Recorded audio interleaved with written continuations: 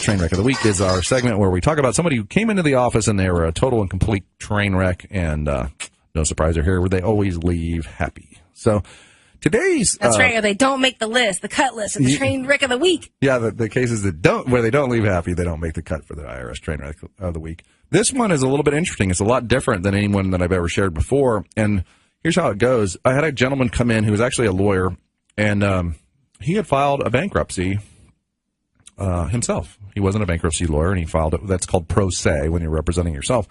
And he had filed a bankruptcy, and the bankruptcy had been going on for quite some time, months and months and months, and the IRS was still levying him. And a levy is a seizure, right? So, I mean, they were taking his wages, they were levying his bank accounts. They weren't taking all that stuff because he didn't have that kind of stuff.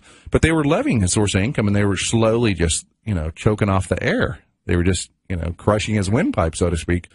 And he came in to the office. I'd known him for quite some time. Is that the worst? Like when you have an attorney come in to you, that they're probably Well, attorneys fall into two camps, okay, as clients. They're either perfect. They know that I know what I'm doing, so they should just let me do it. Or they want to micromanage every bit of the experience. And that doesn't usually work out as well because they don't know what they're doing. And so I don't go to the doctor and say, but doc, really, we should adjust this medication because, I really know better. It's not like that. And I love representing lawyers for the most part because most of them just kind of know, hey, you know what you're doing. Just help me out. Explain it to me, which I do pretty well.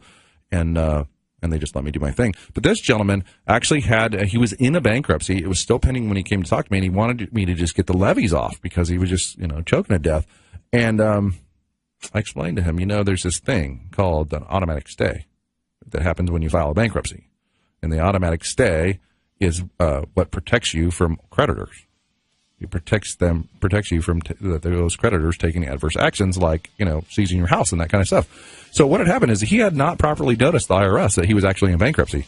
Literally one phone call, called the IRS, hey, automatic stay's in place. You guys are in violation of the automatic stay. And it turns out they released the levy. Like a hot potato, right? And he's going to get about $17,000 in refunds of the levied money for while he was in bankruptcy.